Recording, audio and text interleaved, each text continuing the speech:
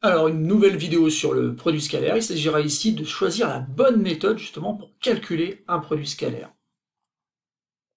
Alors, dans cette vidéo, donc du coup, on va calculer le produit scalaire AB/AC. Dans chaque cas, ici, A, on a une figure ici avec un repérage. À vous de choisir donc la bonne méthode pour calculer le produit scalaire AB/AC. Petit b, ben, on n'a pas le repère. Par contre, on a une autre indication qui est donc la mesure de l'angle des vecteurs AB/AC, l'angle orienté. Et petit c, on a une figure, on n'a pas de repère, mais on a des informations, notamment un angle droit là, qui peut peut-être vous permettre de trouver la bonne méthode. Alors c'est un exercice qui n'est pas très compliqué, par contre il est très important de savoir le faire parce que justement vous devrez calculer un produit scalaire souvent dans les exercices en choisissant en fonction des données de l'énoncé. Donc je vous conseille d'appuyer sur pause, essayez donc de trouver le produit scalaire AB/AC dans chaque cas.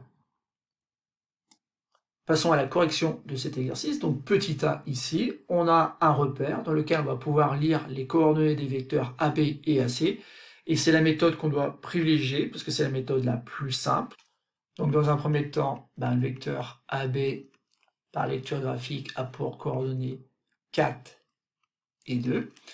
Et le vecteur AC, lui, a pour coordonnées ici 2 et moins 5. Donc la propriété est toute simple à utiliser. Donc produit scalaire des vecteurs AB, AC, et je vais faire 4 multiplié par 2, que je pourrais faire d'ailleurs directement, plus le produit maintenant sur les ordonnées qui donne 2 multiplié par moins 5. Donc 8 plus moins 10, et le produit scalaire au petit a est égal donc à moins 2. Ça y est, on a calculé donc le produit scalaire AB/AC. Alors passons au petit b, et donc ici pas de repère, mais par contre on a la chance de connaître donc la mesure de l'angle BAC qui mesure en radian 2π sur 3.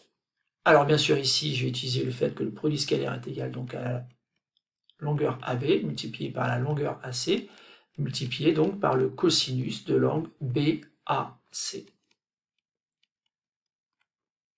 Et ça tombe bien parce que la longueur AB, on connaît, ça vaut 2, multiplié par la longueur AC qui vaut elle aussi 2, multiplié donc par le cosinus de 2π sur 3. Et à l'aide du cercle trigonométrique, vous pouvez retrouver la valeur de cosinus 2π sur 3. Alors attention, la valeur ici c'est moins 1/2. Il ne nous reste plus donc qu'à faire ce produit.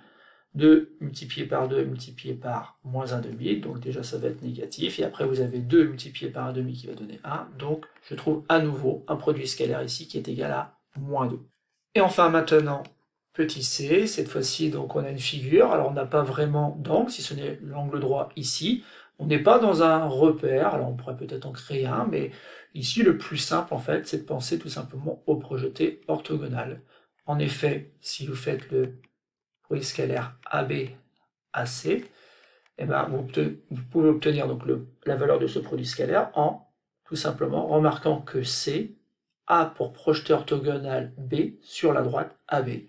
Et donc ici, ça revient à faire AB multiplié par AB, dans la mesure où bien sûr, ici on a un angle aigu.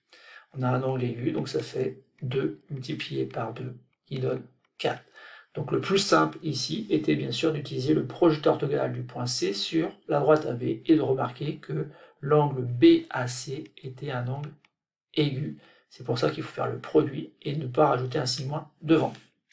Alors bien sûr ici on aurait pu trouver une autre façon de faire la même chose, c'est tout simplement de remarquer ici qu'on avait un angle de 45 degrés ou en radian pi sur 4, donc on aurait pu utiliser la même méthode que tout à l'heure, sauf qu'il fallait dans un premier temps alors calculer donc AC, et AC, comme on a 2 au carré sur chacun des côtés de l'angle droit ici, ça fait 4 et 4, 8, et donc ici vous aviez racine carrée de 8, ou encore 2 racine carrée de 2.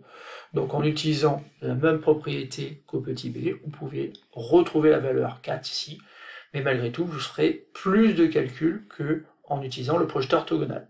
Et donc on retient qu'en fait ici, il faut choisir la bonne méthode. La première méthode à laquelle on doit penser, c'est l'utilisation des coordonnées des vecteurs. Deuxième méthode, la mesure d'un angle, l'angle ici BAC. Et si on n'a aucune des deux premières méthodes qui ne fonctionnent, pensez peut-être au projeté orthogonal.